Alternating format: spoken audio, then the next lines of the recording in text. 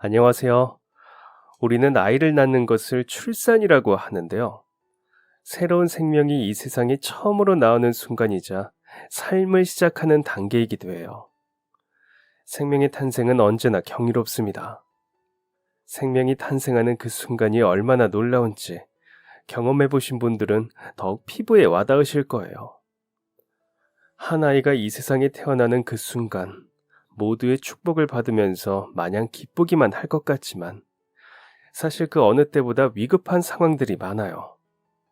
출산은 아이와 산모 두 명의 생명이 모두 걸려있는 일이다 보니 가장 긴박한 순간이기도 하거든요. 저희 어머니는 매일 새로운 생명이 탄생하는 산부인과에서 근무했어요. 간호사로 일을 했는데 그러다 보니 새로운 생명이 탄생하는 순간을 다른 사람들보다 더 많이 경험했다고 할 수 있죠. 너무 바쁘고 정신없고 가슴이 철렁하는 위험한 순간들도 많지만 아이가 태어나 첫 울음을 터뜨리고 아이를 품에 안아든 부모님들의 얼굴을 본 순간 그런 건 다 잊어버리게 된다고 하더라고요. 저 역시 그런 어머니의 영향을 받아서 간호사를 꿈꾸게 되었는데요. 사실 제 친어머니는 아니었지만 제가 세상에서 가장 존경하는 분이고 누구보다 닮고 싶은 사람이에요. 친어머니가 아니라고 하면 혹시 아버지가 재혼을 한 게 아닌가 싶을 수 있어요. 그런데 저희 아버지 역시도 저와 친가족이 아니에요. 저는 어린 시절 보육원에서 자라게 되었는데 아이가 없던 부모님께서 우연히 저를 입양하게 되었거든요. 제가 보육원에 보내졌던 것은 3살쯤이었던 것 같아요. 저는 기억이 나지 않지만 보육원에 있을 때 선생님들에게 들은 적이 있거든요. 할머니의 손을 잡고 왔다는데 그것도 전혀 기억나지 않아요. 3살 때 일을 기억하기란 쉽지 않죠. 할머니는 아버지가 돌아가시고 어머니가 몹시 아프시다며 저를 맡겼다고 해요. 할머니도 나이가 너무 들어 아이를 키우기에는 역부족이라며 보육원에서 대신 키워달라고 했다고 하더라고요. 진짜 아버지가 돌아가셨는지 어머니가 아팠는지 자세한 사연은 모르지만 그때 저를 맡기로 온 할머니의 말에 의하면 그런 이유로 보육원으로 오게 된 거예요. 선생님들은 제 어릴 때 이야기를 해주는 것을 좋아했어요. 처음 봤을 때 너무 인상 깊어서 시간이 지나도 잊히지 않는다고 하더라고요. 3살짜리 아이라고 믿기지 않게 굉장히 의젓하고 어른스러웠다고 해요. 할머니의 손을 잡고 낯선 곳에 왔는데도 울거나 떼쓰지 않고 마치 여기가 자기 자리인 것을 아는 것처럼 금방 적응했다고 하더라고요. 게다가 눈이 얼마나 크고 또렷한지 만나는 사람마다 보석이 빛나는 것 같다고 감탄했다고 해요. 어릴 때 보육원에서 찍은 사진들을 보니 정말 왕방울만한 눈이 반짝거리더라고요. 인형처럼 동그란 눈에 반달 모양의 눈썹까지. 어린 저는 귀엽고 사랑스러운 외모로 선생님들은 물론 가끔 봉사하러 오는 분들에게도 사랑을 듬뿍 받았다고 해요. 그래서 그런지 저는 보육원에서의 생활이 별로 나쁘지 않았어요. 힘들거나 슬픈 기억도 없었고 아주 어릴 때부터 생활해서 익숙해져서 그런지 가족이 없다는 것도 저에게는 큰 문제로 느껴지지 않았어요. 부모님 얼굴은 기억도 나지 않았고 거기 머무르는 친구들 모두 가족들이 없었으니까 이상하다고 생각되지 않았거든요. 원장님도 선생님들도 친구들도 정말 좋았고 진짜 가족은 아니지만 언니와 오빠들이 잔뜩 있는 것도 좋았어요. 의지할 수 있는 사람이 너무나 많아서 외로운 것도 몰랐던 것 같아요. 그리고 이제 막 초등학교에 입학할 때쯤 저희 부모님을 만나게 되었어요. 곧 마흔을 앞두고 있던 부모님은 오랜 시간 아이를 가지려고 노력했지만 잘 되지 않았다고 하더라고요. 자연 임신을 기다려도 보고 나중에는 시험관도 시도해봤지만 10년이 넘는 노력 끝에도 결국 아이가 생기지 않았다고 했어요. 교사로 일하는 아버지와 산부인과에서 일하던 어머니, 두 분 다 아이를 간절히 원했었는데요. 몇 년 전부터 보육원 봉사 활동을 시작하면서 꼭 아이를 내가 낳지 않더라도 괜찮겠구나 하는 생각이 들었다고 해요. 아이라는 존재 자체가 너무나 예쁘고 사랑스러웠다고 하더라고요. 그래서 내가 배 아파 낳지 않아도 이렇게 아이들을 예뻐해주고 사랑해줄 수 있구나라는 확신이 들어 입양을 결심하게 되었죠. 사실 저는 제가 행운아라고 생각해요.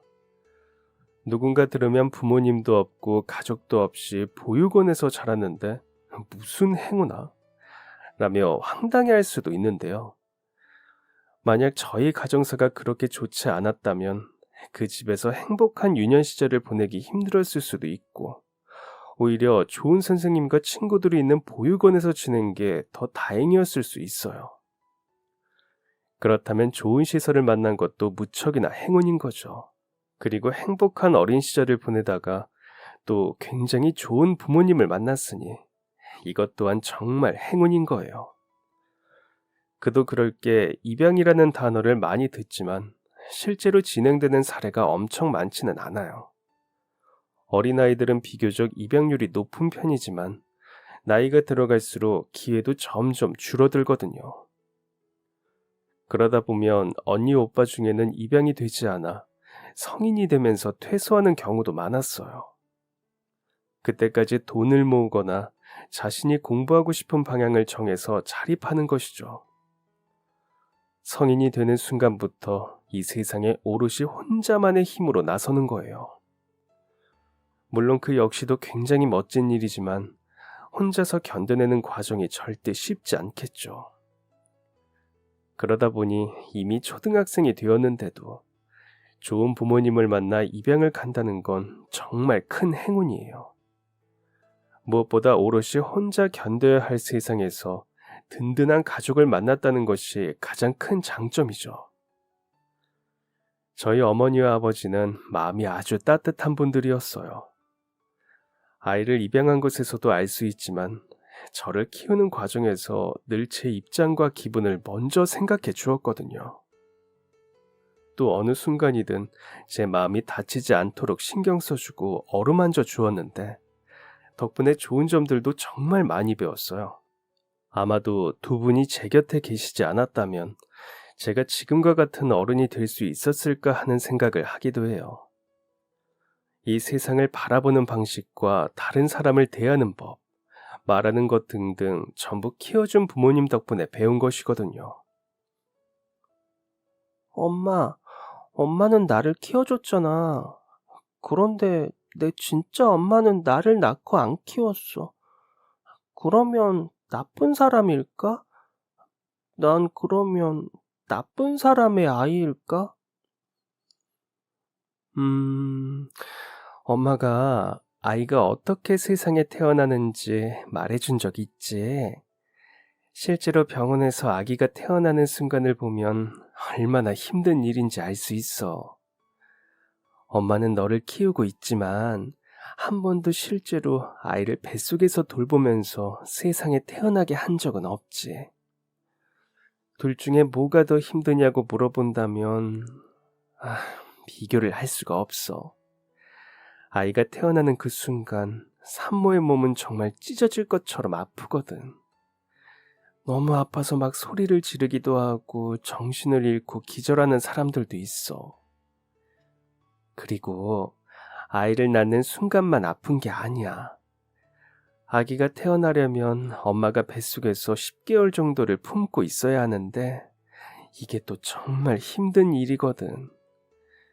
배가 얼마나 무거운지 제대로 걷기도 힘들고 허리가 휠 정도로 무게를 받치는 게 힘들어져. 또 마음대로 먹을 수도 없고 뭔가 먹으려고 할 때마다 자꾸 토할 것 같은 기분이 들기도 해.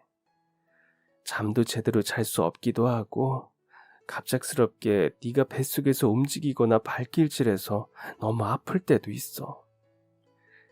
10개월 동안 내 몸 안에서 작은 사람이 성장하는 것을 버텨낸다는 건 아무나 할 수 있는 일이 아니야. 그러니까 너를 낳아준 어머니는 그 힘든 10개월을 버틴 거야. 어떤 사정이 있어서 너를 키워주지는 못했지만 네가 이 세상에 나올 수 있도록, 그리고 우리가 만날 수 있도록 기회를 만들어준 아주 소중한 분이란다. 결혼하기 전이나 남편이 없이 아이를 임신한 분들을 보면 한숨부터 쉬는 분들이 있어요. 남편 없이 아이를 낳아 키우는 분들을 보고서는 손가락질하거나 비난을 하는 분들도 있고요. 물론 쉬운 결정이 아니었을 텐데 대단하다고 응원해주고 안타깝게 생각해주는 분들도 있지만, 사실은 그렇지 못한 경우들이 더 많죠. 아마 저도 어머니가 아니었으면 그런 분들을 만났을 때 좋은 반응을 하지 못했을지도 몰라요. 특히 보육원에서 자란 경험이 계속되었다면 책임감 없이 아이를 낳은 사람들을 보면서 더 큰 비난을 했을 수도 있을 것 같아요. 저랑 같이 보육원 생활을 했던 아이 중에서 출산에 대해 굉장히 회의적이고 부정적인 시선을 가진 애들도 있었거든요. 걔들은 키우지도 못할 아이를 왜 낳아서라는 말을 자주 하고는 했죠. 물론 그렇게 생각하는 게 나쁘다는 것은 아니에요. 보육원에서 가족들 없이 외롭게 자란 친구들이라면 더더욱 그런 상황들에 대해서 부정적일 수밖에 없겠죠. 그러다 보니 그렇게 이야기하는 사람들의 마음도 충분히 이해해요. 하지만 어머니가 해주셨던 말씀처럼 10달이라는 시간 동안 뱃속의 아이를 무사히 출산했다는 것은 절대 쉽지 않은 결정이었을 거예요. 한 달에 한 번 생리통만 겪어도 너무 아프고 힘들고, 어쩌다 위염이나 장염이 걸려서 배가 조금만 뒤틀리거나 아파도 고통스러운데 10개월 동안 뱃속에서 작은 생명을 키우면서 내 몸의 뼈가 다 벌어지고 감당하기 어려운 무게로 허리가 휠 정도로 힘들고 속이 자꾸만 울렁거리고 토할 것 같은 기분을 견딘다는 건 정말 엄청난 인내예요. 좋은 사람들과 가족들이 주변에 있어도 10개월간의 임신 기간은 쉽지 않은데, 아이를 낳을 수 없는 환경에서 그 과정을 이겨냈다는 것만으로도 대단하다고 생각할 수밖에 없죠. 그리고 직접 키우지는 못하지만 아이를 낳은 어머니들에 대해 부정적이지 않고 긍정적인 시선을 가질 수 있도록 이끌어준 저희 부모님에게도 감사한 마음이에요. 그 덕분에 저는 살아가면서 누군가를 미워하는 마음을 접을 수도 있었거든요. 제가 아무리 어린 시절부터 보육원 생활에 적응을 잘하고 딱히 불만 없이 좋은 시간을 보냈다고 해도 아마 청소년기쯤부터는 어느 순간에는 친부모님을 미워하지 않았을까 싶어요. 학교에 들어간 이후부터 가족이라는 것에 대해 더 많이 알게 될수록 얼마나 소중한 것인지 점점 깨달을 수 있었거든요. 또 자라면서 주변 사람들의 시선 또한 생각할 수밖에 없었어요. 부모님이나 가족이 없는 아이들에게 세상이 얼마나 각박한지도 말이죠. 아마 그런 경험들이 계속 쌓였다면 언젠가는 저를 낳아준 부모님을 굉장히 미워했을 수도 있을 것 같아요. 왜 나를 낳아서 버리고 가서 이 험한 세상에 혼자 지내게 놔두었는지, 왜 나를 아무 곳에도 의지할 데 없는 고아로 만들었는지. 사람들의 시선이 야박해질수록 원망은 더욱 커졌을 거예요. 또 입양아라는 꼬리표 역시도 늘 저를 따라다니고는 했어요. 저희 부모님과 저는 눈에 띌 정도로 외모가 다르게 생겼거든요. 또 저희 집안은 제가 입양되었다는 사실을 숨기지 않았기 때문에 더 그랬을지도 몰라요. 저를 입양해준 부모님이 무척이나 감사하고 자랑스러워서 숨기고 싶지 않았고, 부모님 역시도 숨길 일이 아니라고 늘 이야기해 주었거든요. 그러다 보니 좋은 시선도 있었지만 나쁜 시선도 같이 따라올 수밖에 없었어요. 아이들에게 입양하라고 험담을 듣거나 놀림을 받을 때면 화가 나기도 했죠. 불쑥 왜 우리 부모님은 나를 버려서 이렇게 놀림을 받게 만들지라는 생각이 올라올 때면 저는 어머니가 해주었던 말을 떠올렸어요. 힘든 상황에서도 저를 10개월 동안 보살펴 주었던 부모님의 모습을 상상하면서요. 그럴 때면 불쑥 올라왔던 친부모님에 대한 미움이 눈 녹듯이 사라지고는 했어요. 저를 놀리고 괴롭히고 편견으로 대하는 사람들에 대한 미움도 금세 사라지고는 했죠. 너는 정말 특별하고 소중하단다. 이렇게 수없이 많은 아이 사이에서, 그리고 입양하려는 부모 중에서 우리가 만나게 된 것은 엄청난 확률이야. 우린 그 수많은 확률을 이겨내고 만난 사람들이지. 그러니 이것보다 더 특별할 수 있겠니? 어머니와 아버지는 입버릇처럼 저를 특별하다라고 이야기해주고는 했어요. 두 분의 훌륭한 육아 덕분에 저는 고아였음에도 입양하였음에도 질풍노도의 사춘기도 반항 없이 지나갈 수 있었고, 10대 시절 오히려 부모님과 보내는 시간이 가장 즐거울 정도로 사이가 좋을 수 있었죠. 함께 책을 읽고 이야기를 나누고 밥을 먹고 서로를 위해주고 아껴주고 사랑해주는 가장 든든한 사람들이 저에게는 바로 부모님이었어요. 그리고 그 많은 것들을 저를 위해 해주신 부모님은 제가 가장 존경하는 사람일 수밖에 없죠. 그러다 보니 제 꿈은 어릴 때부터 자연스럽게 두 분처럼 되는 거였어요. 아버지처럼 교사가 될 수 있었지만 저에게는 간호사라는 직업이 더 멋있었던 것 같아요. 아마도 제가 활동적이고 바쁘게 움직이는 것을 좋아해서 더 그럴 수도 있어요. 그리고 가장 큰 인상을 받았던 것은 고등학교 1학년쯤 어머니를 따라서 병원에 갔을 때였던 것 같아요. 개교기념일이라 학교에 가지 않았던 날인데 어머니가 오늘은 자신을 따라서 병원 구경을 가면 어떻겠냐고 물어보더라고요. 그 전부터 어머니가 일하는 모습이 궁금했기도 해서 저는 좋다고 따라 나갔죠. 대학병원에서 일하던 어머니는 정말 하루 종일 눈코 뜰 새 없이 바쁘게 일을 했어요. 보고 있는 제가 다 하루가 어떻게 가는지도 모를 정도였죠.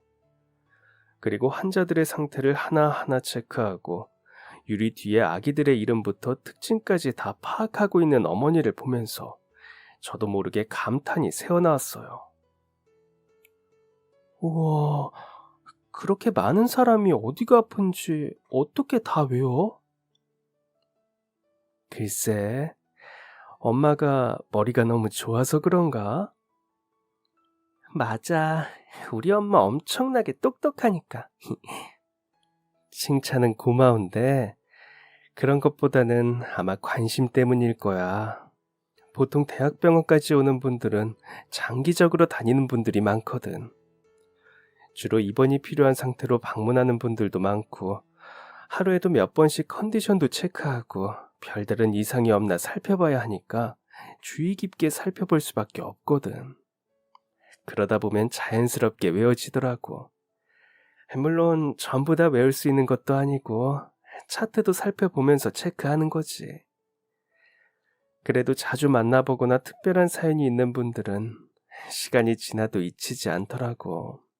신생아실 아이들도 그렇고. 처음에는 엄마도 막 간호사가 되었을 때 누워있는 애들을 보고 대체 자기 애가 누구인지 어떻게 알아보나 싶었어. 엄마 눈에는 전부 똑같아 보였거든. 선배 간호사들을 보면서 어떻게 저렇게 누가 누구인지 알아보고 일을 하나 궁금했는데 어느 순간 엄마가 그렇게 되어 있더라고. 그러니까 우리 딸도 간호사가 꿈이라면 언젠가 네가 대단하다고 생각했던 모습처럼 될 수 있을 거야. 우리 딸은 엄마보다도 더 똑똑하니까 아마 훨씬 잘하지 않을까? 장래 희망을 조사할 때면 교사와 간호사를 둘 다 적어내고는 했는데 그날 이후부터 확실하게 마음을 굳혔어요. 제 꿈은 간호사가 되는 거였죠. 그리고 어머니처럼 대학병원에서 일하고 싶다는 꿈도 꾸게 되었고요. 원래도 공부는 열심히 했지만 그날 어머니를 따라 병원에 다녀온 이후 저는 목표하는 대학을 정하고 더 열정을 쏟았어요. 고등학교 내내 정말 열심히 공부했고 수능날에도 후회 없이 퇴실을 했어요. 그렇다고 제가 만점을 받은 것은 아니지만 그동안 열심히 공부한 덕분인지 시험이 끝나고 난 이후에도 후회가 없더라고요. 그래서 시험장도 아주 쿨하게 빠져나왔어요.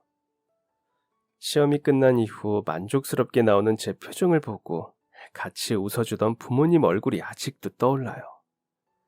시험 내내 마음 졸이면서 두 분 다 휴가까지 쓰시고 제 학교 앞에서 기다리고 계셨거든요. 날씨도 추운데 하루 종일 기다렸어?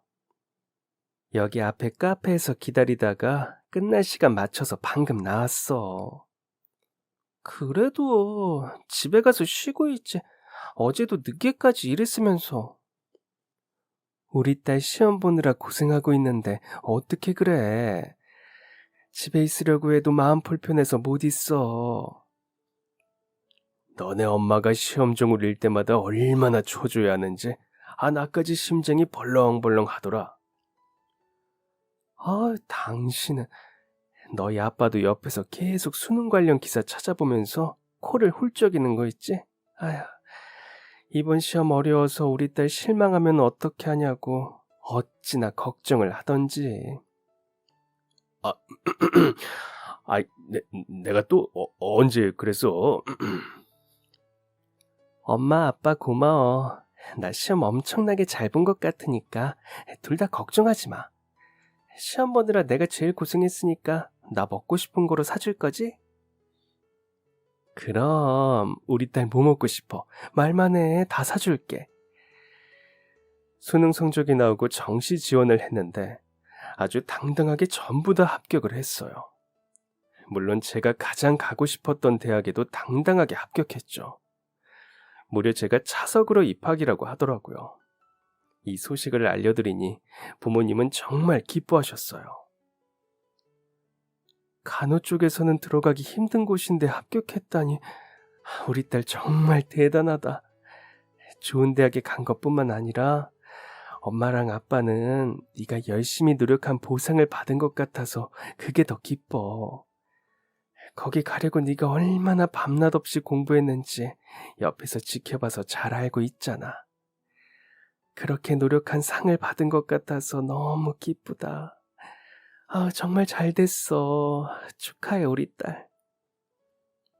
대학에 입학한 이후에도 공부는 절대 놓지 않았어요. 든든하게 응원해주고 지원해주는 부모님이 있었기에 힘든 순간에서도 지치지 않고 달려나갈 수 있었죠. 학교 공부뿐만 아니라 국가고시까지 단 하나의 시험도 놓치지 않고 항상 응원을 해주었어요. 덕분에 저는 두 분의 사랑과 응원을 듬뿍 받으면서 대학에서도 마지막 학기까지 수석과 차석을 놓치지 않았죠. 국가고시 역시 우수한 성적으로 합격했고 그 덕분에 취업을 하는 것도 다른 친구들에 비하면 수월하게 했던 것 같아요. 실습을 나갔던 병원들에서도 다들 저를 좋게 봐줘서 졸업할 쯤에는 교수님을 통해서 연락이 오기도 했거든요. 교수님도 제 덕분에 어디를 가면 체면이 선다면서 원하는 병원 어디든지 들어갈 수 있을 거라고 칭찬해주기도 하셨고요. 그리고 드디어 제가 꿈꾸던 곳에서 근무를 시작했어요. 그쯤 어머니는 이제 나이도 있으시고 몸이 조금 더 편한 곳으로 옮기고 싶으시다며 동네 산부인과로 이직을 한 상태였는데요. 그래도 제가 어머니 딸이라는 소문이 병원에 다 났더라고요. 다들 그 어머니의 그 딸이라며 어떻게 모녀가 나란히 유명한 대학병원 간호사가 되었냐고 신기해하셨어요. 어머니 닮았으면 딸내미도 아주 똑똑하고 일도 잘하겠다며 기대도 많이 하시더라고요. 어머니 명성 덕분에 괜히 더 가산점을 받고 들어가는 것 같아서 어깨가 으쓱하기도 했죠. 웨이팅 게일이라고 해서 병원에 들어가기 전 발령 대기 같은 게 있어요. 기다린다는 의미의 웨이팅과 간호사를 뜻하는 나이팅게일을 합친 단어인데요. 저 역시 웨이팅게일로 몇 달간의 여유가 생겼고 그 시간 동안 부모님과 여행을 많이 다니면서 시간을 보냈어요. 단순히 여행만 다닌 것은 아니고 어머니와 함께 예전 제가 지내던 보육원과 그 근처 동네를 돌아다니기도 했어요.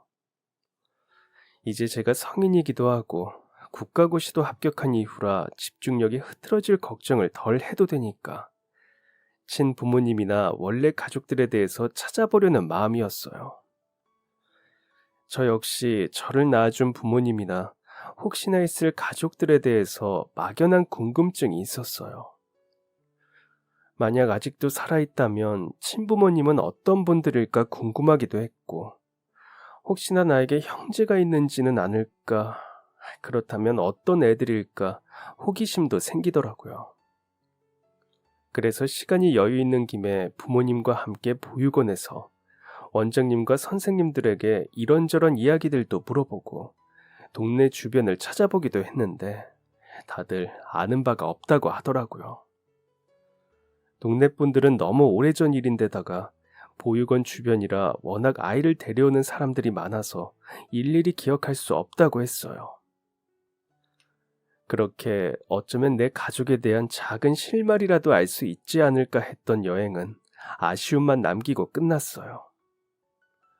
그 후로도 실종 아동 전단 같은 게 보이면 유심히 살펴보기도 했는데 저나 가족에 대한 실마리는 찾을 수 없더라고요.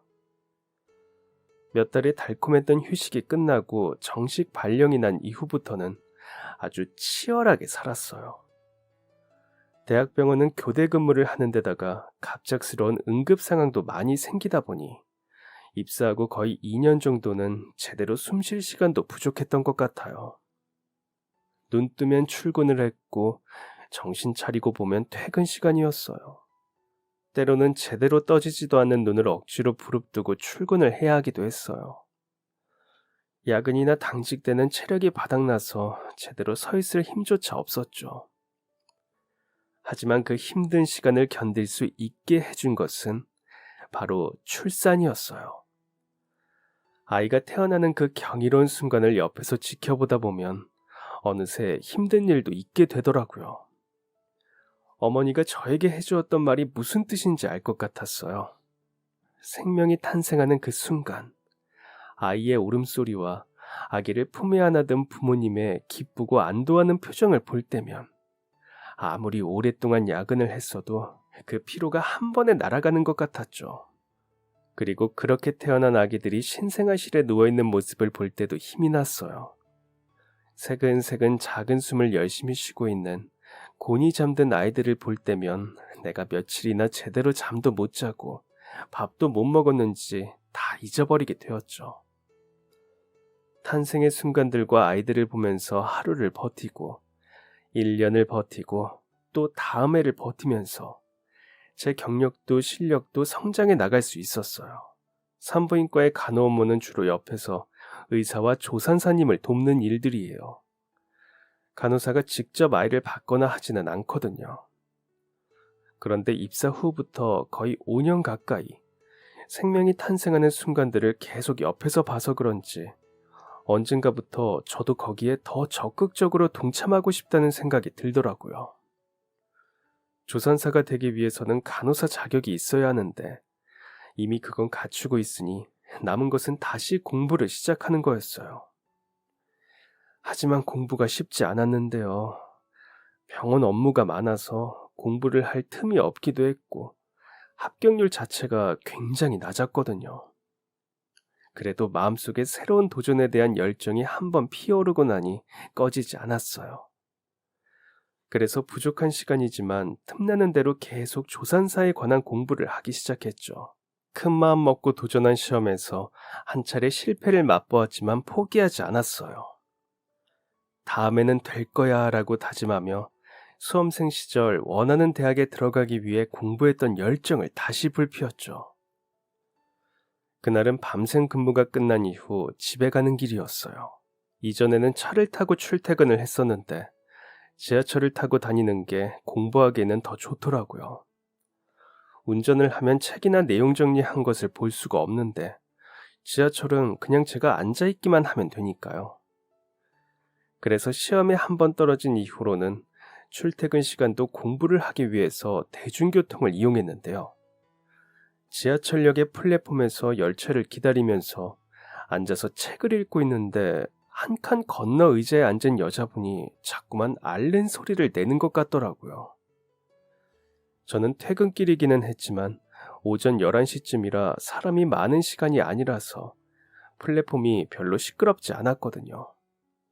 그래서 작은 소리이기는 했지만 그 여성분의 끙끙 앓는 듯한 신음이 제 귀에 들렸어요.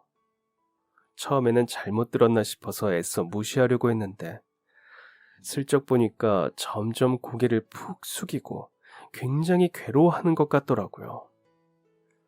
명색이 간호사라는 직업을 가진 사람으로서 아픈 상태라면 그냥 지나칠 수가 없다 싶어 가까이 다가갔어요.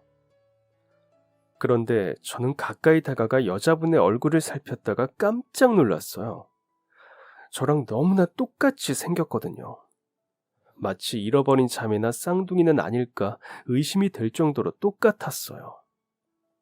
순간 너무 놀라서 상태를 살펴야 한다는 사실도 잠시 잊은 채 멍하니 그분을 바라봤어요.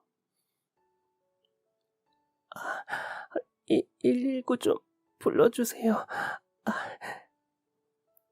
어디가 불편하세요? 많이 아파요? 아기가 나을 것 같아요. 네? 저 산부인과 간호사예요. 죄송해요. 잠깐만 살펴볼게요.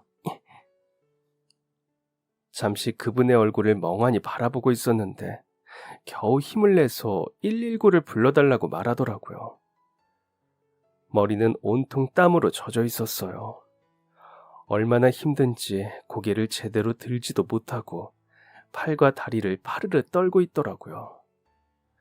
저랑 너무 똑같은 얼굴이라 놀란 마음은 잠시 뒤로 하고 응급 상황인 것 같아서 얼른 가방에 넣어두었던 무릎 담요를 꺼내서 여자분의 하체에 덮어주었어요. 자세히 살펴보려고 하는데 여자분이 몸을 기우뚱하더니 제 쪽으로 쓰러지려고 하더라고요.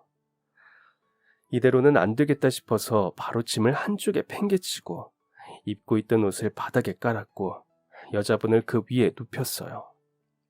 바로 119에 전화해서 응급 상황임을 알렸고 양해를 구하고 아래쪽을 살펴봤는데 심각한 상황이었죠. 이미 입구가 열렸고 아기 머리가 살짝 비치고 있었거든요. 또 산모는 배가 아프니까 계속 힘이 들어가는 상황이라 아이는 점점 밖으로 나올 수밖에 없는 상황이었죠. 환자분, 지금 아이 머리가 곧 나올 것 같아요. 언제부터 그랬어요?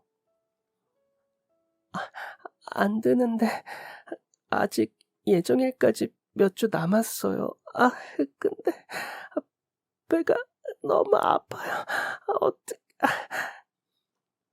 일단 119에 전화해서 오고 있는데 이 상태로 있으면 위험해요.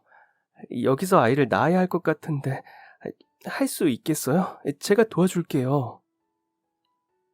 안 돼요. 아직 예정일도 아닌데 우리 애 잘못되면 어떡해요? 이대로 놔두면 더 위험할 수도 있어요. 그리고 섣부르게 이동했다가 잘못될 수도 있고요. 벌써 아기 머리가 비치려고 하고 있어서 이 상태에서는 아이를 낳는 게 더 나아요. 지금 구급대도 오고 있으니까 너무 걱정하지 말아요. 저는 대학병원에서 산부인과 간호사로 일하고 있어요. 그러니까 옆에서 잘 도와줄 테니까 걱정하지 말고 우리 함께 해봐요. 저는 울고 있는 여성분을 달래서 아이를 받을 준비를 하고 있었어요. 제가 의사나 조산사는 아니지만 지금은 응급 상황이었고 그동안 옆에서 출산하는 과정을 보조한 것은 물론 조산사가 되기 위해서 공부도 하고 있었기 때문에 도움이 될 수 있을 것 같더라고요. 그리고 저는 여성분에게 호흡법을 알려주면서 힘을 주도록 하기 시작했고 소란에 몰려든 사람들이 너도 나도 도와주기 시작했어요. 누군가는 자기 옷을 벗어서 곁에 둘러주기도 하고 어떤 분은 달려가서 영무원에게 알리기도 했죠. 영무원은 혹시 모를 응급 상황을 대비해서 빠르게 구급 상자를 들고 달려왔고 오는 길에 가지고 있던 담요와 모포들도 잔뜩 챙겨왔어요. 그걸로 여성분의 몸을 감싸주고 덮어주었고 구급 상자에서 소독약을 꺼내서 제 손에 다 발랐어요. 정말 다행인 것은 아이가 머리가 거꾸로인 여가가 아니었고 입구도 적당히 열려있는 상태라서 아기가 나오기 어려운 상태가 아니었어요. 너무 아파서 정신을 잃으려고 하고 있었지만 산모는 영양 상태도 좋아 보였고 힘을 주는 정도도 나쁘지 않았죠. 그렇게 한참을 힘을 주고 아이 얼굴이 점점 드러났고 이후 구급대원이 달려오는 소리가 들렸어요. 아이 머리가 이미 나온 상황이라 이동을 할 수 없었고 구급대원과 함께 그 자리에서 출산할 수 있도록 진행했죠. 다들 처음 보는 서로의 손을 꼭 잡고 여성분의 주변을 둘러싸면서 밖에서 보이지 않도록 등을 돌려 가려주었는데 덕분에 찬바람이 들어오는 것도 막을 수 있었어요. 그 순간 모두의 바람은 딱 하나였을 거예요. 아이가 무사히 건강하게 태어나는 것 말이죠. 많은 사람의 기도가 통한 덕분인지 지하철 플랫폼에서 아이는 건강하게 태어났어요. 그리고 이후부터가 정말 중요했죠. 혹시나 아이도 산모도 감염이 될 수 있기 때문에 빠르게 병원으로 이동이 필요했어요. 가장 가까운 병원이 제가 일하던 곳이었고 구급차를 타고 가는 동안 저는 미리 전화로 상황을 설명했어요. 다행히 병원에 도착하자마자 선생님들과 간호사분들이 달려나왔고 탯줄도 채 자르지 못한 아이는 엄마와 함께 이동했어요. 저는 선생님들에게 출산 시간부터 과정, 그리고 얼마나 걸렸는지 등 전달한 상황들을 빠르게 알려드렸고 아이와 엄마가 눈앞에서 사라지고 나서야 의자에 앉아서 잠시 숨을 돌렸어요. 그리고 얼마나 지났을까? 잠시 후 같이 일하는 간호사분들이 와서는 산모와 아이 모두 무사하다고 알려주더라고요. 그런데 그 사람 혹시 친척이야? 그때 외동딸이라고 들었던 것 같아서 형제는 아닌 것 같은데 자기랑 얼굴이 너무 똑같이 생겼던데? 그렇죠. 저도 보고 깜짝 놀랐다니까요. 아까 지하철에서 우연히 마주쳤는데 얼굴이 진짜 저랑 똑같더라고요. 저도 이게 무슨 일인가 싶어요. 두 사람이 무사하다는 이야기에 저는 잠깐 집으로 갔다가 저녁에 다시 출근했어요. 그리고 낮에 들어온 여성분의 상태를 체크하러 병실에 들렀죠. 안녕하세요. 몸은 좀 어때요? 선생님, 아까 지하철에서 저 도와준 분 맞죠? 진짜 감사합니다. 선생님 덕분에 저도 아이도 살았어요. 별 말씀을요. 이렇게 무사하시다니 정말 다행이에요. 그런데 선생님, 실례되는 질문이기는 하지만 혹시 뭐 하나 여쭤봐도 될까요? 네? 어떤 것 때문에 그러세요? 저기 혹시 정말 실례일지도 모르지만 혹시 부모님이나 가족분들 계세요? 네? 아니 그게 아니라 이걸 어떻게 설명해야 할지 저랑 얼굴이 너무 닮았는데 사실 제가 어릴 때 잃어버린 언니가 하나 있거든요. 1살 터울의 언니였는데 어릴 때 아버지가 돌아가신 이후 3살 때쯤에 보육원으로 보내졌다고 해요. 그 뒤로 쭉 찾고 있었는데 어디서도 소식을 들을 수가 없더라고요. 정신 차리고 선생님 딱 본 순간 저랑 너무 닮아서 혹시나 다른 분들도 두 분 가족이냐 자매냐고 막 너무 닮았다고 이야기하시길래 순간 그 이야기를 듣고 저는 깜짝 놀랐어요. 갑작스럽게 가족을 물어보는 질문에 뭔가 싶었는데 알고 보니 자신의 잃어버린 언니인지 확인하고 싶어서였더라고요. 이야기를 듣는데 보육원에 보내진 시기도 제가 들었던 것과 비슷해서 더 놀랐죠. 사실 저는 보육원 출신이에요. 지금 부모님은 초등학교 입학쯤 저를 입양해 주었고요. 너무 어릴 때라 자세히는 기억이 나지 않지만 제가 보육원에 있을 때 선생님들 이야기로는 3살쯤 들어왔다고 하더라고요. 다른 정보는 아는 게 없어서 저한테 동생이 있었는지도 모르고 부모님 성함이나 이런 것도 기억을 못해요. 저도 너무 어릴 때라 언니에 대한 기억은 하나도 없어요. 언니가 보육원에 보내질 때쯤에 제가 2돌쯤 될 때였으니까 당연하겠죠. 대신 어머니가 돌아가시기 직전까지 언니 이야기를 정말 많이 했어요. 꼭 한번 보고 싶다고.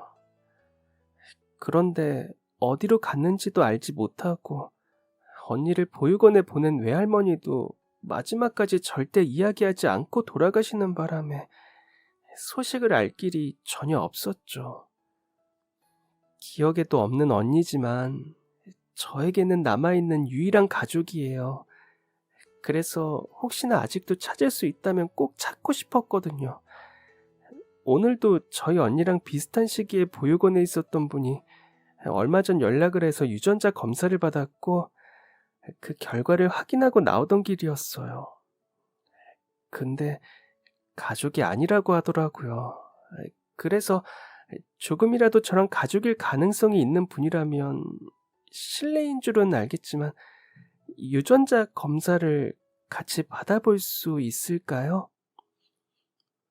전혀 생각하지 못했던 일이라 잠시 망설여졌어요.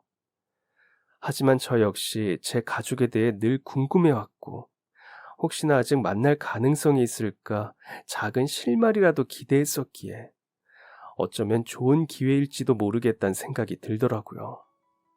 그래서 저희는 유전자 검사를 진행하기로 했어요. 검사를 하기 전 부모님에게 우연히 지하철에서 태어난 아이를 받은 일과 아기를 낳은 산모가 제 외모와 너무 비슷하다는 이야기를 전했어요. 그 사람 언니도 보육원에 보내졌었다고 해서 유전자 검사를 받아볼까 하는데 정말 세상에 그런 우연이 다 있네. 네 생각은 어떠니? 나도 받아보고 싶어. 혹시나 진짜 내 자매라면 나도 알고 싶어. 그리고 어머니가 돌아가시기 전까지 같이 살았다고 하니까 그 이야기에 대해서도 듣고 싶고. 그래서 받아보고 싶은 마음인데 만약 엄마랑 아빠가 불편하다면 안 받을게. 진짜 괜찮아. 어머, 얘는 어딘가에 네 가족이 있다면 당연히 찾아야지. 너도 늘 가족에 대한 궁금증을 가지고 있고 이번 기회로 그 사연을 알게 될 수도 있잖니. 그리고 1살 터울의 자매라면 앞으로 우리가 세상을 떠난 이후에도 너에게 남은 시간을 함께 해줄 수 있는 든든한 가족이 남아있는 거잖아.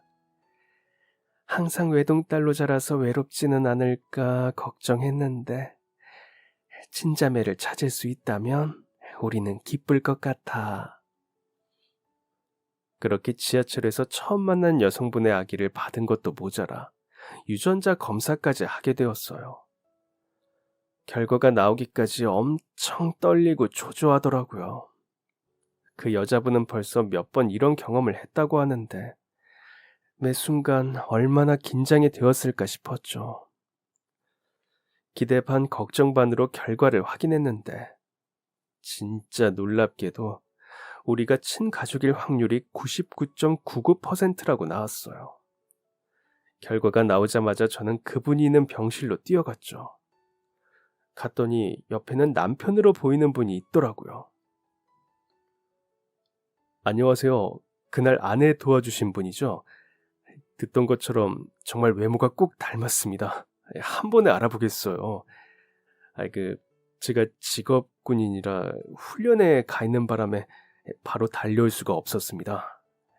저 대신 이 사람 도와주고 저희 아이도 살려주셔서 정말 감사합니다. 별 말씀을요. 아마 저희는 이렇게 만날 운명이었나 봐요. 검사 결과 봤어요? 결과요? 아직이요. 남편이 방금 우편물을 챙겨왔거든요. 확인했어요? 네. 에, 저희 저희가 가족이라네요. 제가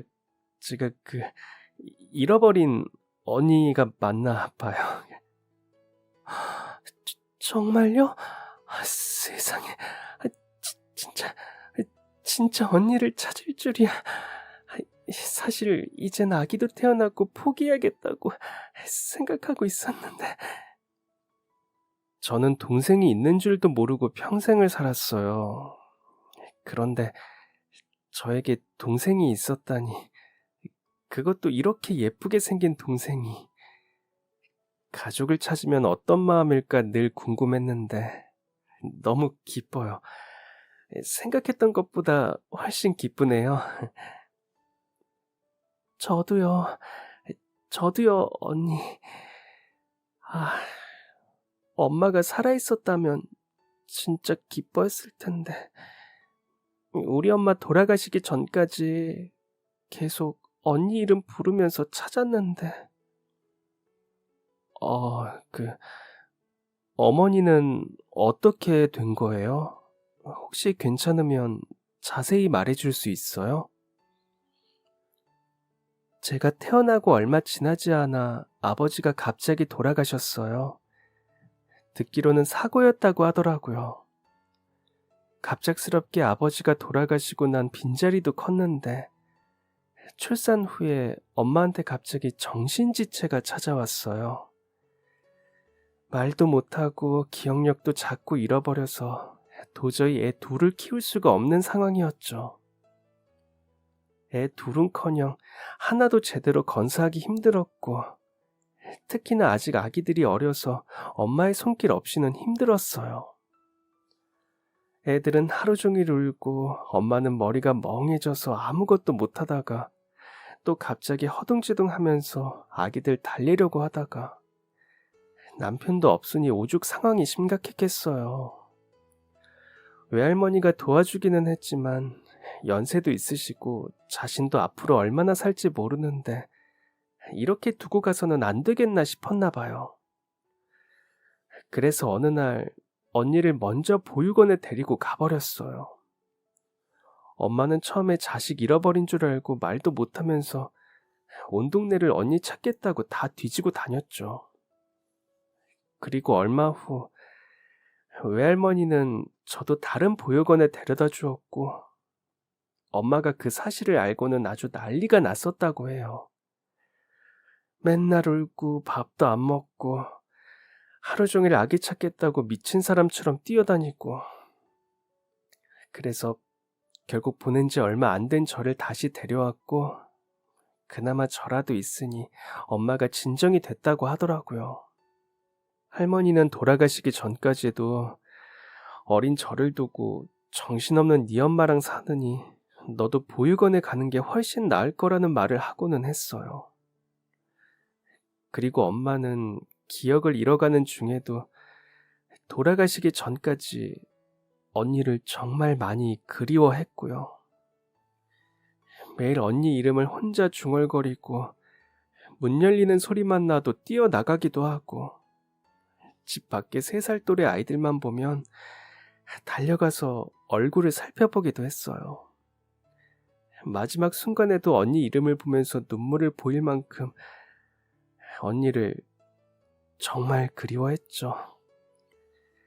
그러다가 점점 몸이 안 좋아지셔서 결국은 폐암으로 전이가 심하게 된 상태라 항암 치료 도중 세상을 떠나셨어요. 그게 벌써 7년 전이에요. 어쩌면 마지막까지 언니를 보고 싶어 했던 엄마가 우리를 만나게 해준 건 아닐까 싶기도 하네요. 이야기를 듣고 저는 동생의 손을 꼭 잡았어요. 처음으로 잡아보는 동생의 손은 정말 따뜻하더라고요. 그 후 동생은 아기와 함께 건강하게 퇴원을 할 수 있었고 저희는 엄마를 모셨다는 납골당으로 가서 인사를 했어요.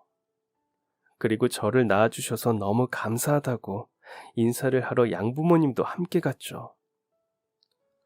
양부모님에게 동생네 부부도 소개해드렸는데 마치 친딸을 찾은 것처럼 반겨주더라고요. 덕분에 저는 사랑하는 부모님의 동생과 제부, 귀여운 조카까지 가족이 갑작스럽게 늘어났는데요. 요즘은 매일 동생과 전화통화도 하고 아기 키우는 것에 관해 저와 어머니가 조언을 해주면서 함께 육아를 돕고 있어요. 아기에 대해서는 모르는 게 없는 어머니와 제가 가족으로 있어서 너무 든든하다고 동생은 이야기하는데요. 저 역시 예쁘고 마음씨까지 따뜻한 동생이 생겨서 너무 행복해요.